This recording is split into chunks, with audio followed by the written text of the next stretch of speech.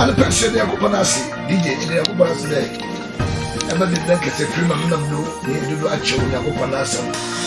I mean, shows you are with your party. Amen. Amen. Chairman, a general upon a bunch of persons over the open.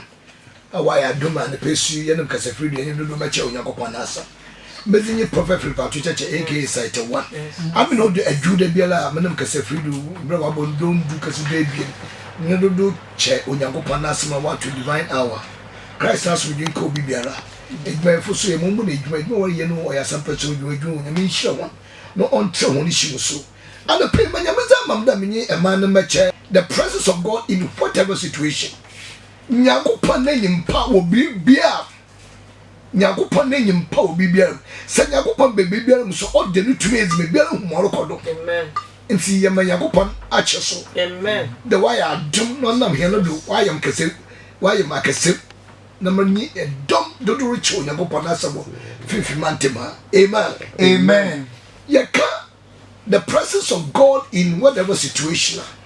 And no cheddar Nyankopon na ye here will be biana ye be him. When Nyankopon ye na brebom ye here nyame will be biana. Number for customer God's initiative in encountering his people. Or ya kwana on Nyankopon the following number and the last smoke is a share zinkitown. No ogum ahrupi. Amen. Amen. Yes, John and only Peter when you go to jail and now when you to if you azi nation go for one school da where apokofu ya ka mu nua na afarefo na wo chiwo wasampa chodwumeza wore ye no wo hwe won ka say no obi ma wo ko school na mo anu atso na aduma shoma was you only Christian nanto amen and what okay was you who need only Christian nanto and so what did that say the Christ come amen and the people abradin the iriasefo na do did that say wo hu wa bro mo che the Christ you na and the pay here Christian we na bro nyalo amen ye hwe Paul na Silas so aza we no so nyoku gu fiaze na mo hu odin po wo nyoku gu fiaze bunim pa na aza oma obi biano hu de nyame kan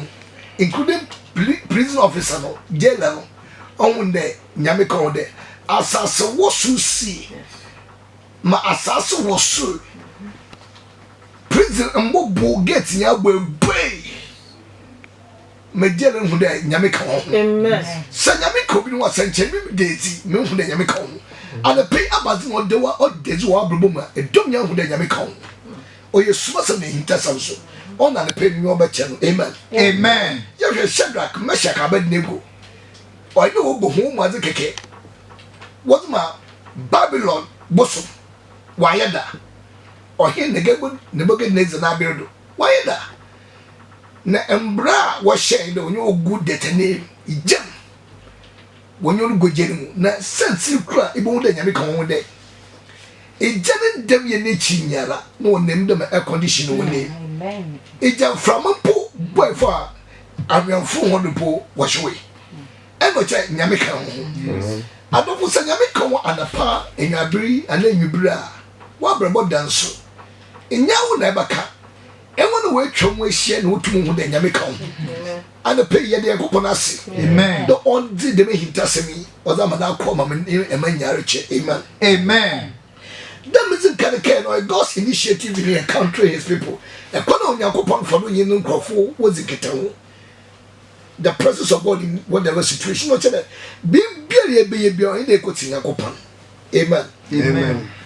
During the time of the patriarchal period, patriarch or the fathers of Israel, Abraham, Isaac, Jacob, no, you know, the members be na wo fan patriarchal period. The member no and the Yakupon were a corner who were in each them or in number was in Gitan. No over who pee. Near them be Moses Nancy Archer, mobile corner Yakupon for do on your numbers in Gitan. Amen. Amen. The presence of God in whatever situation. And the pay Nyamia okay will be never come answer. Amen. Amen. Yashe na can cancel was the come war. Exodus chapter 3 verses 1 to 6. Adafo anope nyina kankan sama ozikanan yebon Moses homa otode bie na wafran Exodus itir ibasa nchichem ekor ekesi esien afei Moses rehwe naso Jetro Median osofo nungwan afei na Moses rehwe naso asopaye orehwe naso nungwan meche Jetro nungwan na oka ngwan no zehwan kwar sano nature no oka ngwan no nyon kwose nature naso nungwan ntiro na oduru Yakopon bipo horrible odu Onyakopan ne bipo no kokokonkro horrible nchichem ebien ne raze bofo yi no hu ezichira no wo haban bi finfin no Onyakopan ne bofo bi dem ho ezichira wo ifubia orishu no shai na hwe habano rezawja na habano nsho osi habano rezawja nansu habano nsho we are talking about the presence of God in whatever situation. Yes. If war is shwa it get them ra onsho or yes masane hintasamba adofno yete me yam bi later ya tutu Yakopon tuvo say hu Yakopon ndam ye na kase e na kono fado nyenzi nkitaho a nche Christ benye na nchaso amen e try na edu tutu for me ija orisho efu na nsho nchichem ibasa na Moses sede iyize baba man akohwe azehu kasi sentira habano nsho nchichem anan na raze wonda e one man rehwan Yakopon fi habano mu friend no sede Moses no sede emi na yin Moses si azi ohun bi da de efu orishwa ejedema efu mota not onsho adofo mu se kan Yakopon okay no ho e na ehintasa no tu odedeza enchonye de yabotutu ye no sunu for me and the payment mo wonyu aba ho do amen mbrobe ye be fa kontempana ebenya kwagim amen wazin kan me ko tinyameda wo wa brom nyinara manyame nzu kan amen Moses is kwahwe because ohun bi da efu orishu jedema onsho no open ho no na ya make eche na Moses ko nchichem enum no sede mema ntwimpina ha osi man twimpia regional onodum man twimpia na merka yi wana naze mpaboa okay che Moses say yi wana naze mpaboa na bia igina do ne ye asase konkron nchichem esia nti so osede emiyi waja ne Yakopon Abraham Yakopon Isaac Yakopon enyi Jacob Yakopon ochirem onom se patriarchal period Abraham Yakopon Isaac Yakopon Jacob Yakopon in the oya prophet prepare to judge Yakopon amen osi Moses in twin pen baby am way asichen asasa ejam oya konkron eti yum poboa amen abraba yene boezi oya na muntu gotin sebo wo oya na muntu ebe business oya na muntu dwumadi biela ebezu oya na muntu na heba gosu onyi na poboa ano chede se ye twena ben Yakopon ye hu Yakopon kase de Moses twa na mondo ko ye Yakopon nkonya ori mo yi ni poboa ni chede se ye twa ben Yakopon wonu kolma yana na muntu biela onye no de erogu ho so ya nukumi abrobo jinje akohwi pesum kunya enyita show no yo boto dam abrobo nyaanye mpaboa na Moses iguan asiche baby ya konkro esi ebo twena pe Yakopon ebo hu Yakopon kase no adi biela owo abrobo ma na muntu aye to onfete irazo no ode yigu ncha hallelujah amen Yakopon ni me ba de amen amen irazo on kase no chire mu hunde Abraham Isaac no Jacob Yakopon o denedi de Moses na nanum wona Yakopon a o Moses na adwene dia biribido mo we hu Yakopon kase mo sote mbrobo hu Abraham o ye ni Yakopon dinkitaho Isaac ni Yakopon dinkitaho ɛna Jacob so Nyankopɔn di nkita wo na ne ndam yi a okura no so nti ana pɛi masɛm de yi wo mpɔbɔ bia lɔ wɔ abrɛbɔ ma ɔma ntum Nyankopɔn na nyimpa hallelujah amen onyame som yɛ som na ɔtee ne yɛ mom nti bibi na ɔbɛtwi wo nyame som akyi no ɔyɛ mpɔbɔ ɛhyɛ no atwa bɛ nyame ɔmfa ndam yɛ na ɔdze kɔnto yi dam mpɔbɔ ibi mo yɛ dwamammɔ ayanokumi pɛsimi kunya ahoɔyɛ wo na nyitan ana pɛ I salute you this morning amen pɛ kyɛ Nyankopɔn asɛm Amen. na Moses zinanyim suman osanda osura de obɔhye Yankopɔn na se na Moses zinanyim suman osanda osura de ɔdze kɔmbɔhwe Nyankopɔn adɔfo no ehɛkyɛ Nyankopɔn kɛseɛ na ndam yɛ ne tumo okura yɛn adɔfo ma yɛ wɔ Kristo yɛ nya zo yɛ nya krom yɛ hallelujah amen yɛhwɛ ɛkwan a Nyankopɔn si nyi Moses Abraham so ɔnyine di nkita yɛka patriarchal period yɛn nanom Abraham Isaac Jacob no wɔn mbir no na zɔ yɛ musoma mbir nti tɛmi yɛ na bɛyɛ hyira amen yɛhwɛ Exodus woman edesebasa Exodus chapter 33 reading from verses 14 to 16 and we jump to 17 adafo nyina kankan sama otodo ebienin yebonhun Moses wuma otie ebien na wafa ne Exodus n itir edesa ibasa nchicham du anan ekesi du esien na se de manyim nyew bɔkɔ na maamom ahomaji osi ne manyim nyew bɔkɔ amamama hona mochi Nyankopɔn kachi Abraham de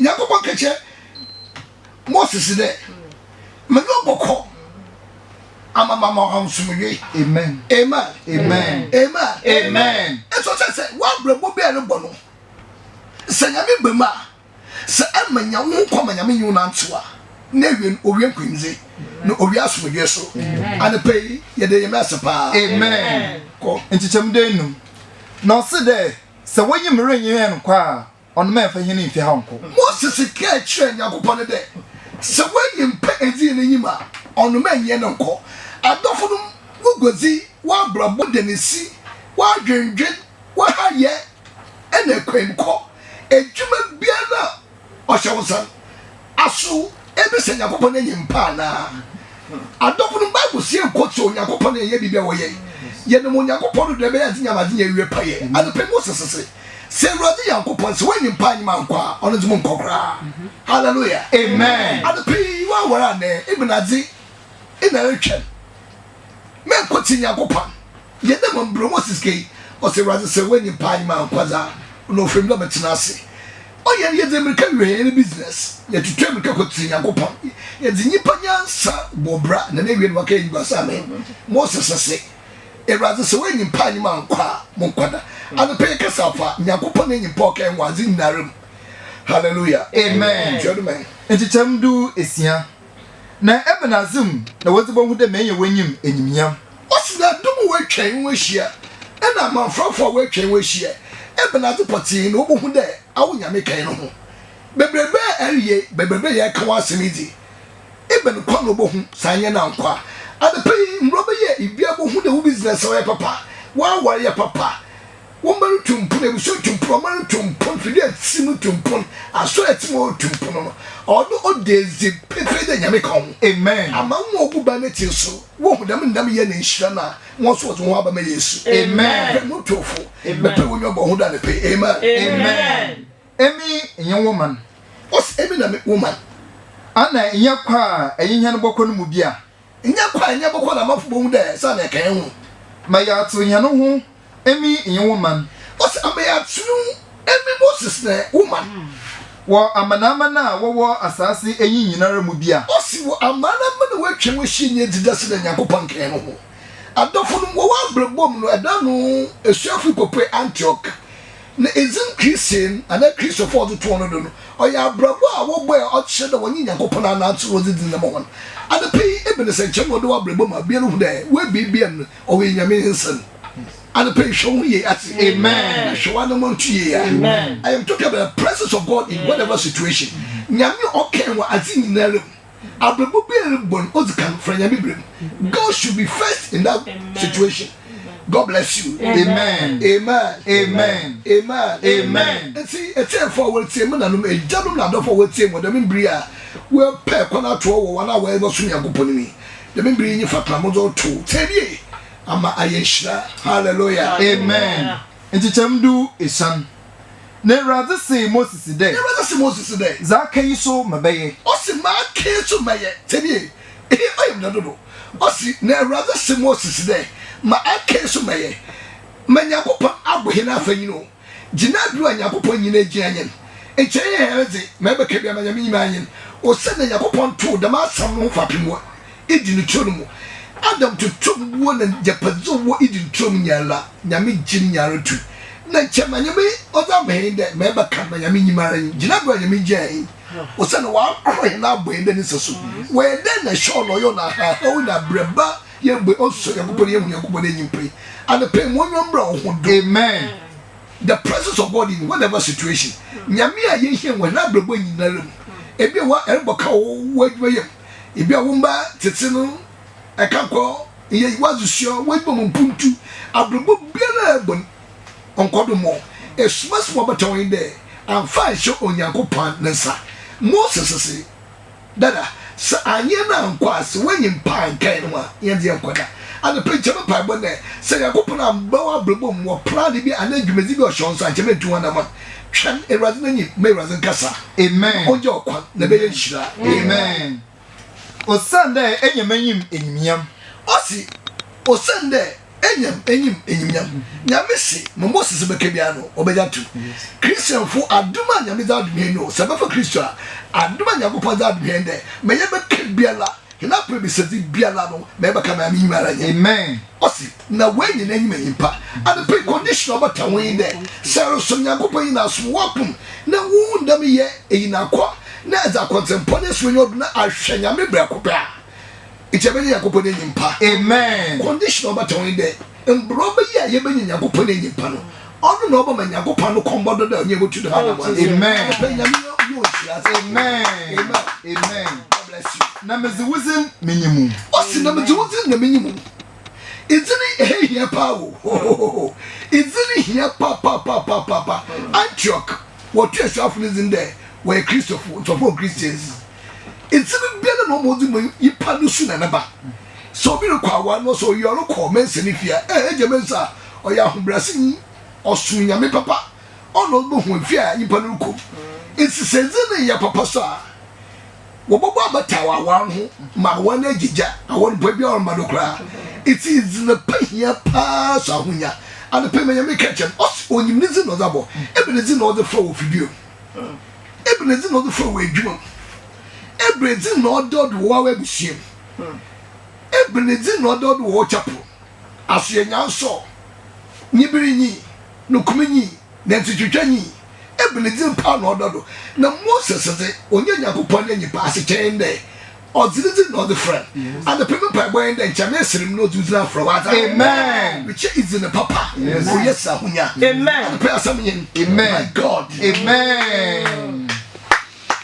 Yehwe ihe ohia de yenyi Yakopon bezi kitan wazi bia yeyem Bible sie nkoti Yakopon eye bibiara it's adofo no and the payment kase ara nyi de yezi yehumbo wura nyamesum ye ne yezi na adwendwen Mosi ni yodo mode ha modo a ye peda ye pere tuwa no man yezi Yakopon tuma ase na eje mama na ye je mama na ye bu de nyame. Amen. Hallelujah. Amen. Yakopon she Moses bo dem yoboko amma enyiwa somwe bibiara ye bo brese da brebo bia ye bo se ye nya Yakopon enyipa na ma enko ma Yakopon di enyimu abrebo no ma ye benya somwe. Amen. Because all your somwe. Yes. Praise the Lord. Hallelujah.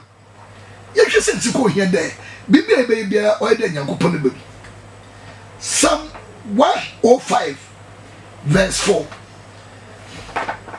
Adafo akankan sama ozudun yebo hon enjom ohaye enum nchichem anan homo hwehwe eraze na na hozen osi bia na ne ye bia na no hwehwe Yakopon mbrem sawogozi sawawa wa kwantu wumba tsatin ebusia rehwe no we kwa ariye paare ko meche edwuma biara no Bible si me Yakopon mbrem o said na Yakopon nyi pa hia wa brebo mu papa mbro be ye benya sudwe ne akokan so amen o si se Yakopon zi wanyi ma ye be hia no obi bia mu no wi obama na abaza be ka obi emiti homo hwehwe Ewuraze na na hozen o si ye hwehwe Ewuraze na na hozen homo hwehwe n'enyim daa o si ye hwehwe Ewuraze n'enyim daa o che o ka che no de ati bibia na ye be no o de Ewuraze be bibi o si ye hwehwe Ewuraze na na hozen inza to ka hozen na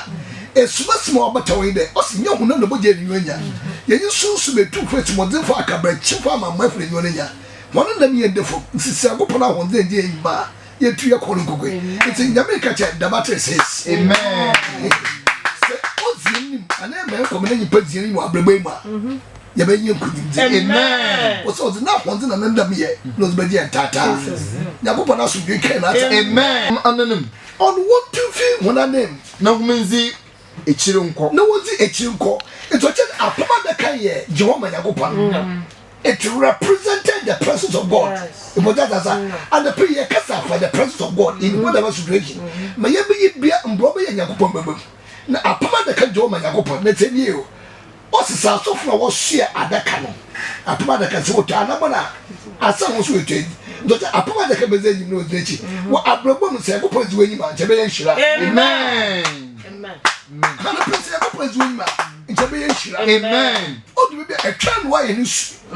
Oh yo, embrobe ye botwa. Embrobe e twan no ka jono da twan pa. Ka o twan here pa. Na do o ka che wona not on kapim time asofo da apoma da ka move. O tu sa azan so account. Senya ko police yi wo kwan wo hina brobom. Ye ne bibia ma nche hye ba hena zi. Amen. Hallelujah. Amen. Nchichem anan naso homama ekwana wosusan obeye basafa mpime bien ndahom yi onuntem ti ekwan social distance bi yo ibi so be so yo osi yema ekwan nda yenye apama de kanite nze zokro na nyakopan na chilodo anana ahembobo ano anana nyapaze woza hosa na wozoko ebia na hotu bi nyi na asem ekasi ade pesesi wo Yesu mata amen nyakopan de ndam ye bajiw isa so edu bajiw fiti bebere wom na be ye nhira amen mo yam don ye tef mo yam don de os apama de kana oji wo nyakopan no the presence of God so omuva asala dom yale move and pe wa brebo ugbedzim wa wori mu akwantu umatitim usku ko ana wa djuma ni puntu twa manyame ntua na mano no na wudi nanyim medi Yakopon nanyim ona be hinye nhira Christ aso bi kan na pe amen afutu sema Yakopon no akodo ze mo na pe amen amen mema hom embeno na hom ehu okwan kora hom woda e wofado osi ti no che apama da kano be ba fa no so be di kan e mo to be ba fa no so be di chi no che wa brabo mi se bo kwa nyimfo ye bo kwa tebi no nya ja Yakopon no do embro be ye ezi edwuma na ya brabo bo se Yakopon no tumase na ye nyina nyimpa no bo ta sasa on no be o de o che ne de ma di na e bo tona obeyi i na tona obeyi igwazi he na ko obeyi nye do bi akwacha na so tra de bo kwacha na obibi me Yakopon ji wanyi wa brabo mi amen ebe ye nhira amen praise the Lord hallelujah say ya mi me ye ho baby ada no matter the situation I'm also Yesu osanda humonfa okwan yi duda o se fa kwa yi duda de nde etoji wona kwa na fa do dazi adofo me be da fa do ebe de hu se fa yi fo se kwa te se kwa yimu ebe yo ihu da na hi Yakopon abaye na kontrafo amen the presence of God Yakopon nyimpa no be me hu ekola be fa do za wa ekola be fa do zigwa ekola be fa do za ko school ekola be fa do tumpu abrebo me edwuma me mission na so my God hallelujah amen o say ya man from yes sir wa fra him no hallelujah amen but as yes o Sunday ya ho it is apama da kan no be che ekola be fa do it's apama da kan o ji ho man Yakopon abaye signboard or direction so the person Yakopon is signboard wa abrebo wo bi bi ye bi amen amen owo Christian abrebo mo ye hu no ye yo inde ye nyimbra wo zo twa na Bible so si nya wanya nya one time papa okay do your promise shall tarry late your promise shall tarry late wait it will surely come amen also when be some do child na come on the line can your first son say no all child na obey it's in your coupon catcher, you're or travel. Catch on the your travel. It's if when you're or travel matter, amen. Then you're made bring it in amen. Hallelujah. Amen. Also, one first time, one blows can nobody know one. So, just upon the kind of those when all over church, so before you plan over Fatimi. I broke my way, he let me that do the hours in Yan Jesus. Amen. I was a quite similar year to a be better than and the prayer for 2 summers more. Say, amen. Hallelujah. Amen. Nchichem enum na Joshua say omana de homento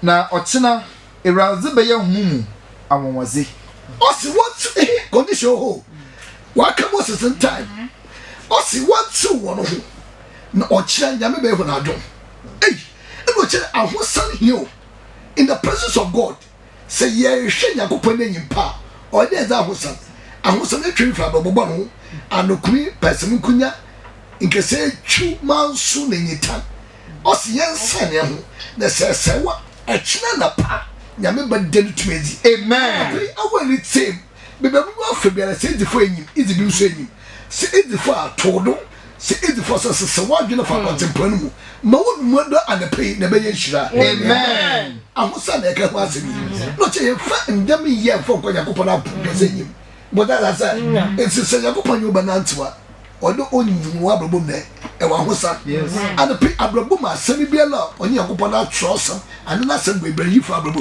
am etuma ye nhira amen praise the Lord hallelujah ebe wa ye kwanko wa abrobo to God all things are possible when I mean you be bia so ne ye it's for be yakopona na so bia ase na Yesu baje amen amen njichem esia na Joshua ka kire asofo ne de humama asemada kanado na humuncha munkazi omana enyim yes na wo ma asemada kanado na ukazi omana enyim njichem eson na rather say Joshua day in the day na mabas oh my God na rather say Joshua day in the day na mabasa say mama wodo wo Israel nyinara enyido na we hude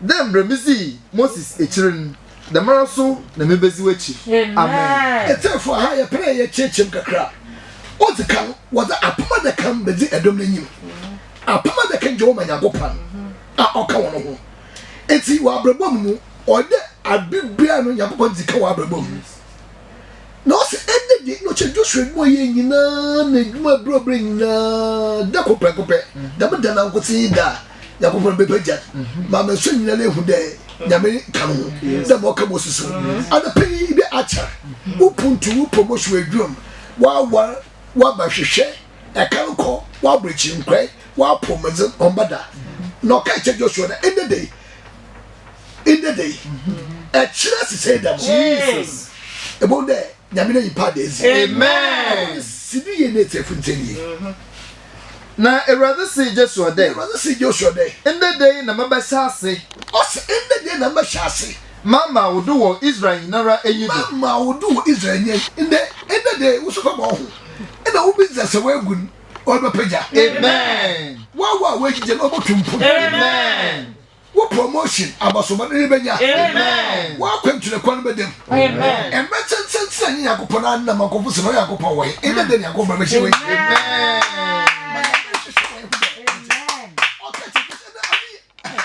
abaja asi mu power de Joshua ni yakopon na to ache then the prakope etefu me na me jema wo team wo so mra so ata amen na me be peja wa amen hallelujah amen okay do your promise and tarry late to wait to show the come amen oh child no I am the do my God amen in the day na mabasa say mama wodo wo Israel nyinara enyido emretsen nya abana na nya me be shasa ma no eno chese wa wora akachi wo ba hwehwe akachi When you should akechi. Who put to a new makechi? One son my can't quite kechi. Yeah, ebusium. A minute akechira. As the bill as you share akechira. And then Yakupon Joshua Asemidu, a catch on the end of the day until Yakupon Asem. No, you remember Shasi, a Pejuabi. Amen. Amen. Amen. Praise the Lord. Hallelujah. Yes, sir, for the presence of God in every situation, in whatever situation. Yakupon name Paye here will be baby. Say, you know what say. Bible see kotu onyakopo ya bibia ye na mrudu ya yazinya nti sete onyakopo na asem na cha na tuwa no page be yeshira amen ya bosha pa yes hallelujah amen na when with there dem bremisi Moses echirin the mara na mezi wechi ose dem bremisi Moses echirin no the man mezi wechi amen ebia unu ebia tumpum entase abrechi pe abem awor papa bi edum puntu so private so government at the bill will be a way to improve.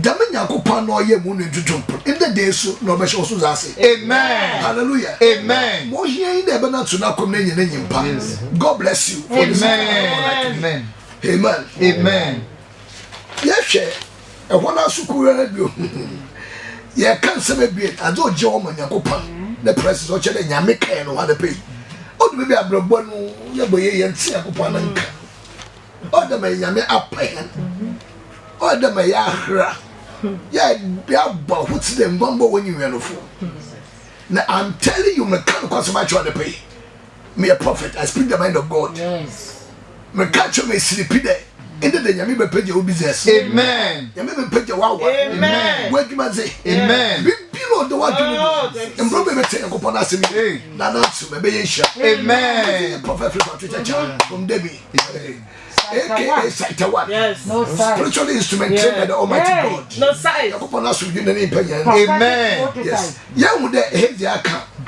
was we page why as soon as we page wo we brain na one antina to no that dunya nyame so be page wa amen be shall so amen you should some count to be how marvelous how do you Numbers 14 verse 14 o chele yakoba nke ya no ke Israel obi na mo fa Yesu Kristo ye susu Israel nse kasa fa yan kasa so they apply self application adafo akankan sama ozudon yebo won Moses woma otia na wofra na nkanen iti danan ntichem danan na wobaka tre asasi do atefo wa yimu oso wobaka che asasi atefo de awuraze eka e wo manim oche okamafu nya da wakati memifo ya fo ya kazai onyi fantiba onji pata bokozem timemifo wo chade nyankopanka amafu o menu ma gofo na wobaka tre asasi do atefo what day owu ewraze ewo emaniyim nchama pa gban ide hena brabo egbo nyina amanfafo atwan wahie hu de hena brabo no o chere Yesu kan no hallelujah amen sinyo bia no obezi hu de so wala obezi hu de se na kan amen and pay che we gbo che prima ye ko wona wo pay nche yankopon nam no o hye wanyu amen no be den just say na brabo no be chere de nyame kan no yes even senchen no chere Kristo kan ho even zin no the frog of video asorum no mo abrabo e bi si bi besa e kwa bibi o so obo no bi a twa no nyame mo power amen talk about the presence of God in whatever situation nyankopon anyi power bibi alam na the penya me za so ndo makata da ma na gwa ma na bibi mantanya amen atocha cha the preacher amen na owo ewraze wo hu enyim o se owo ewraze wo hu enyim na enyim na wo mu no nkumi gina hwano do so wo kwa Israel to sano huna miza for to sano ena onyankopon ne mukum je hono so yes mukum it's anything mukum sechi oduma pleja Jesus oh my God amen it's okwa nda nyankopon ne mukum ketodo it shows the presence of God o che nyankopon o kamo no and the pay mo wa bamura Mensu, but when you swap, now what shall see me? Water, amen. Preternity, not show that in Jamaica, amen. My God, amen. To God, all things are possible, amen. Now, woman, come, Jina Wanado. na owo na izu honanyim wo mununkum dum mu adeche so do na pa mununkum dum zuwene okato ye amobi ne hu na abrabo na mununkum na ra sha do bi bi ndere kwa bachi obi ndere ye business obi ne enyo ayo pa wo botwetwe ne ntira nyame mo prayer le pe amen na mununkum kate no do amen o yesu so ne hintaso yes hallelujah amen nyakom ko mununkum kate hodo adapa go na owo na izu honanyim wo mununkum dum mu adeche nyame zuwani awne zuwani it's God should be present. God should be present in every situation. God should always be first in whatever situation. Hallelujah. Amen. No zuwani other people yakopo zuwani amen amen yi oje dum mu adesa odo no foso wa edum munkum ija oje dum pillar of fire. yes and wait to name and power be munkum or be some munkum akati odo say nyame and the nyame ayo amen and you are the go so onya ko pon be wenyu Jesus let what the be intercede and that chewa jeboda ye shapa amen mo wi oho popo wenyu suwa mo ayo dadwe no osebram mo wo su aso da ho kwem mo asomdwe nyame no bo she the promises unto you or you ho manamba no order not to close to mo fatel be no zema nyame for mo ye kan me wi na ye bubudu kwai embe nti ye rehwe inshira owo nyakopon na nyimpam the blessing God's presence Genesis 27:7 adafo akanka sama ozudu ne yebo hun Moses nwoma ozika na wafra Genesis itir edonu eson nchichem eson kafa hanambram na ye eziban a oye hwamma Isaac lo ka chede ba isonu maminzi na meshra wo irazanyim ansa na mewu amen o chede Isaac na do mo pe no na ba ne yema no we on share wanyakopon n'anyim ansa na wewu e no chede adum be at bodum nyame akoa mbota sa adum be at bodum nyame akoa esum yesu yema me yesu papa yesu yakopon esum bi ala ye it's adoye bi na ba ye mo ba kan pa na akoma no o nyame n'anyim na be nya nsem ni se hira amen yes o si na le bi se mo pe yen ye gya bi nchama me ye so pe yakopon afre me me pe na njem bisa ne me show na sane so so ba tawo de papa bi aye ye o de yakopon n'anyim hallelujah amen ne me show wo yakopon n'anyim ana pencha ye dam na ye nshirata ana pencha ye dam na ye nshira o bi wa so de se ye nzana papa afobo pontu mo bi na ne pe manya kopon ka chende azibia ye be ye wo yakopon n'anyim amma ye zindam ye nyene se nshira Christ na so bi kai amen Yahweh, the joy of God's presence. And you joy when you put on your Psalm 21:5-6.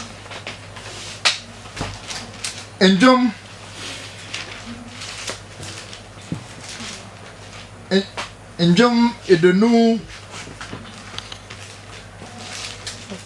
ekor nchichem enu kosia yi esian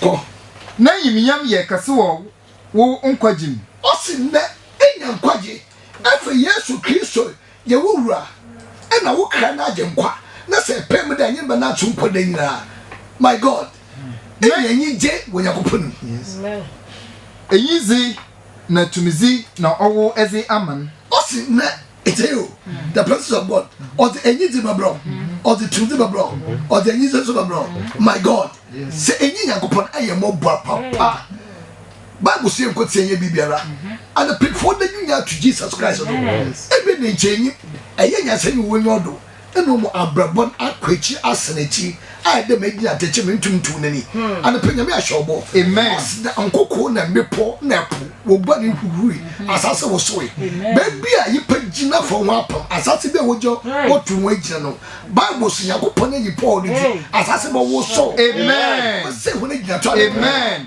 hallelujah amen njichem esia na owo eye ni insurance nkoda now enam do aye ni insurance nkoda so say yakopon you nama insurance kotin yes praise the Lord hallelujah owo eziwenyim eyije ma no ho sapio no osi eziwenyim enyije man who said, Yakupon, the presence of God brings joy.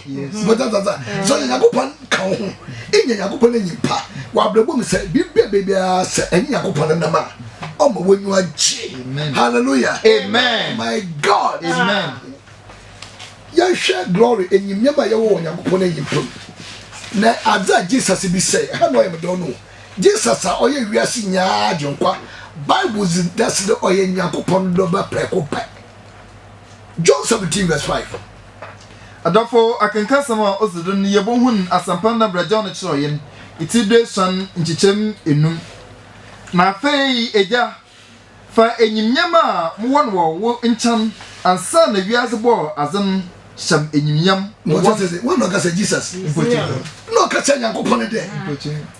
Eja enyimnyama muwo wo adu crossing ansa na ebo wiase from azem. And pay when you Yesu ata. Amen. I don't know, I want to do that. But that's and yes, you can't be saying now. What was ata? Makada Musono. Namu command to obey and be a Kajin Zamanazi. No matter what's a man to crab or for Waba.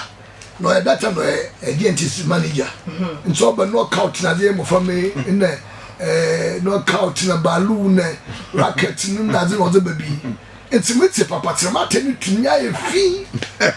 Wa kokodu etiroro ya befre no tse was before na me se me kam kwa sada mo kwana mbofo mo nya wa dress ashwata wo de bien pass them wo hwema tera me share mo funara no safa pass ntuma mo san kabi it's one be na kahwa chama masari and pese wo epede nya yakoponi shira sese wo Amen. ebna hu sese na ye Yesu mo nam duma as kwazi mi shobe wozi and pe wo fa ifi ko yakopora pokese it's mana mu da mara ma ta no hwe masafu mu oja wona nam sa go back and pe sa abobra bi enye yakopona nyimpa na edemka akwa so na kwanta na mzemka kodu we nko ba sa da ntemi wosan ka yakopona sesi wo za hu sesi na wo zinya yakopona nyimpa ma mu kodu wonu da tare ya ne masani na mbe back na makada sama be sesi mu na masama be no mebe no man tikachem da atwe was be the pastors was am mozo ko no wa so that was a two or child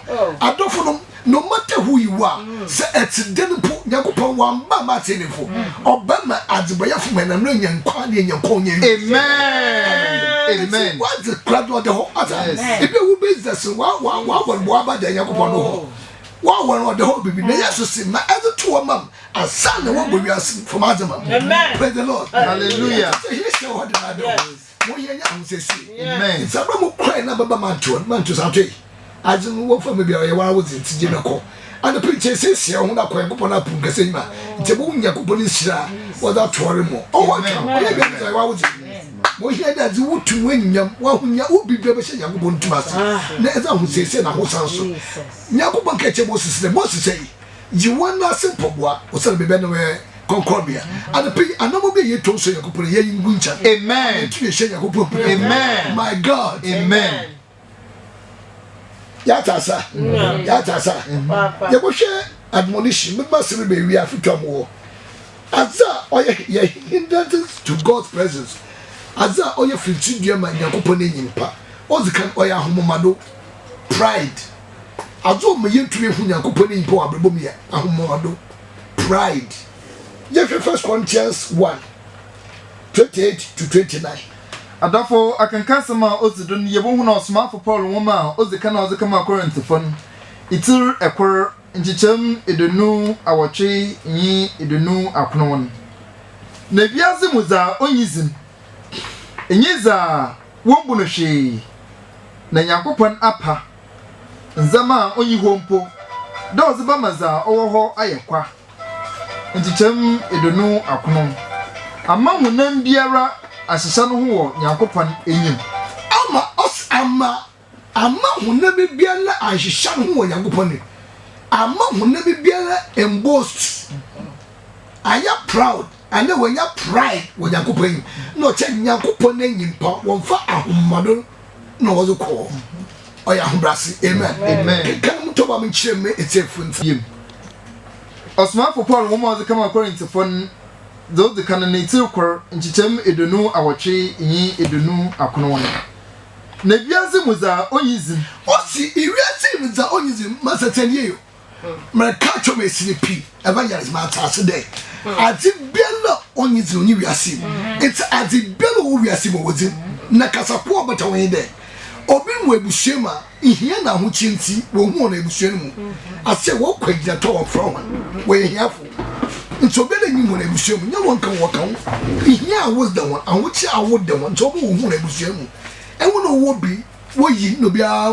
won nso kasafa ahoche emocha na ihia wasemo obi belo ihia nyi even wa odo wa so bi mpo wo mun ebusuemu omunum na fidetim nti obi belo onyi waka na mcheche mu ye na wiase mu za oyizim ati belo so wiase mu wodi Adam to be belo wiase mu zi nti wodi nti waka che ajo onyizim no jara wala enyiska nti bi so wo hu no ado abozi awo sika no obozi nde osiposi no to adaka woyin ino all the is mabe mezi ino the car watch no yeda ino you get what canopy wala nyibi nti wala hu won bo wodi na nka nti wo bi ko Enyeza wombuno hwe. And obi so wombuno hwe na bet say be 22-year boy.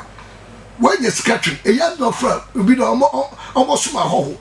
Kwaku brother was my ho. It's if you was a 22-year-old boy, where is 22 years?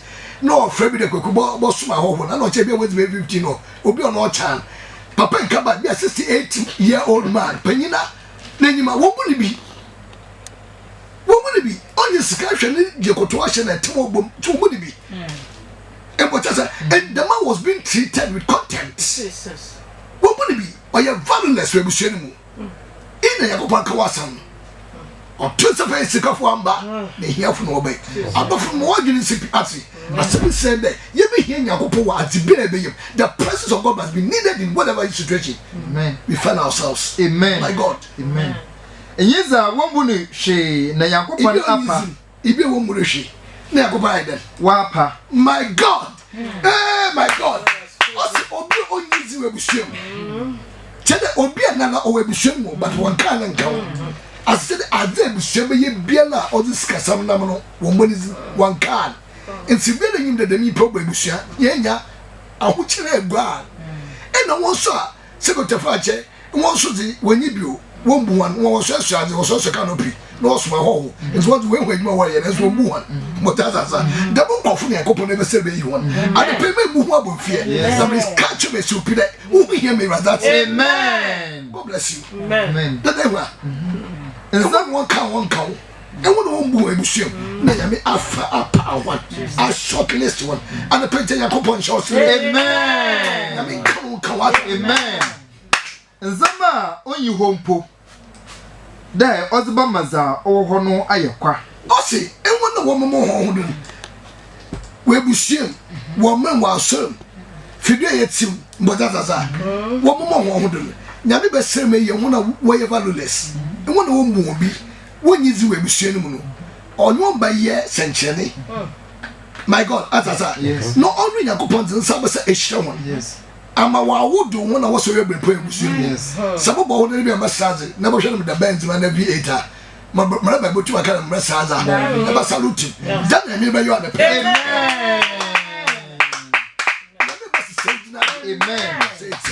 amen mutenya atuchacha prophet from atuchacha from Demi amen antitem edeno akono ama wonam biara asesa no ho wo Yankopan enyim eka ba go si no wo che nzema bi kwasafode mbrobe ye hianyi bi aka ba safode nti bi ana mama no do ehesu mo be sin yino se Yankopan di nwo na wo mbu ebusiem ahuchinti wo hu na ebusiem wa ayo no on me ame atwesa afro ndenya ina adepe no obe sesie ho ama ho na omo ho wo hu na wa Brazil but as a wo fa ho po ana ahomomado nko Yakopon enyim ana pe show ho amen akenkan sem de ne di pefe de wo so wo hia me Brazil amen na Yakopon ka cho Joshua de no ma wodo ana pe nyame no ma wodo amen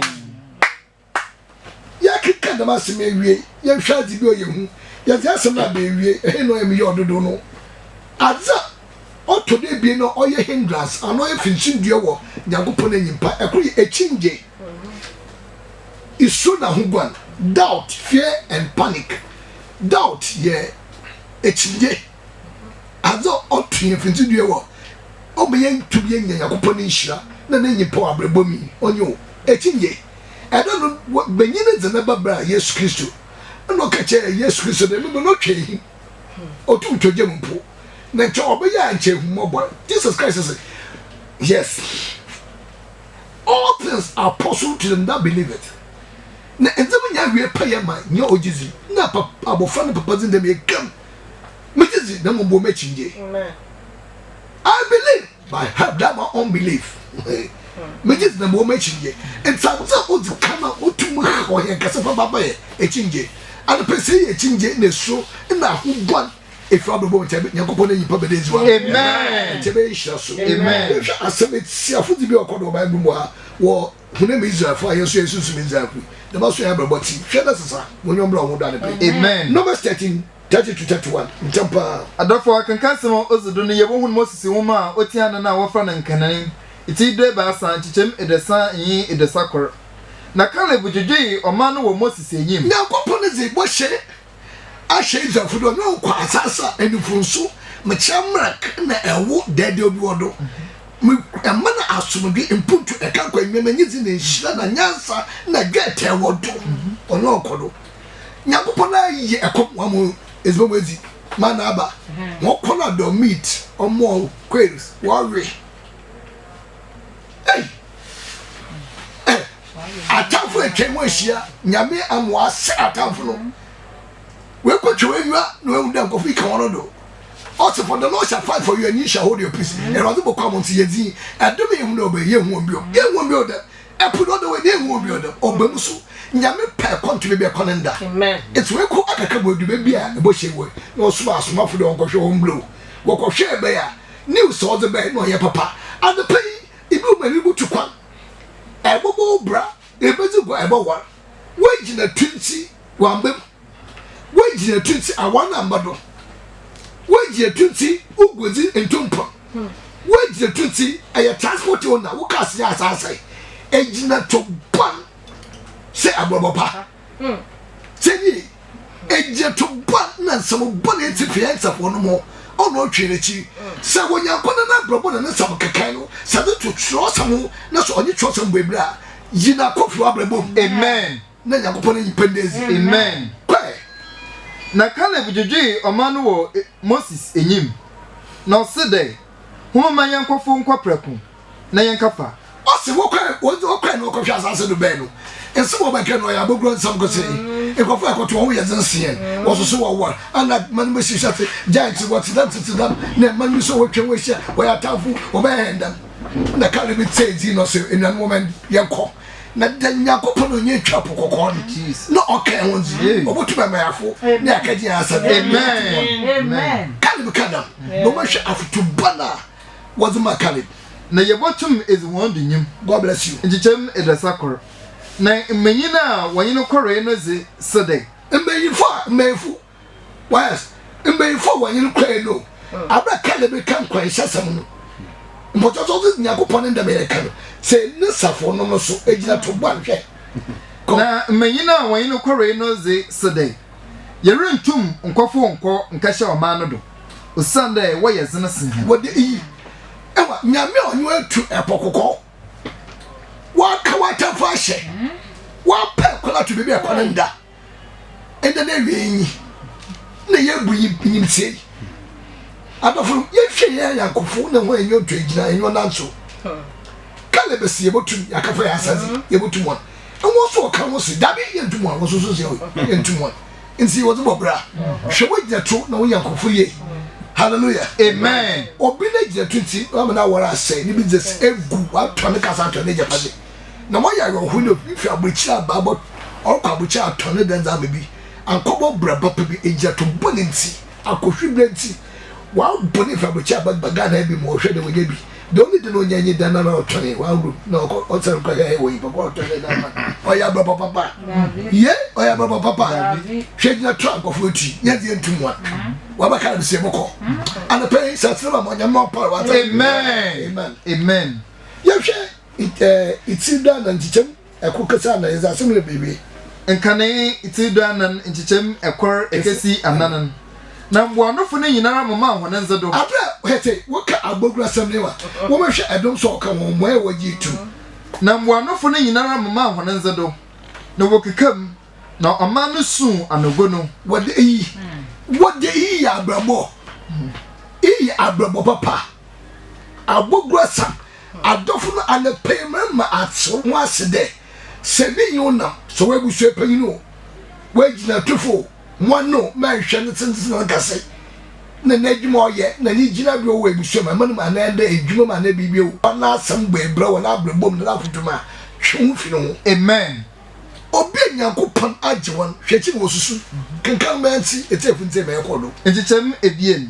na Israel bane nyinara minwin Moses nyi Aaron ho update afoda wo bi afi majame ye mo no Mizrim Egypt a wo bre na nyankopon nam na adu na agewon wono we afi me patinye Sunday nya bi echenye bi na cheji bi abayi poban ade pe so wadwe yo de ena chabo breji nje bi na zinye sika ena cha afa kwadu bi na adunya bi atai eze bata se ensohwe bi bo abrebo ma mesini pia cho na nyame oje wo no obasara ju bi bata amen insa sikuru na ho kakra bo abrebo menti mozo nyo hu kakra bi ho yi macha pasa ko wichi obi abobra esida odo bi na abrebo yezna man no kede cho oje rana ba tibi okro bi no bojantra no zinyeska sa wuchi bepe na du kaside za so je wodam time na nche wenye ni sika ade pay me shows there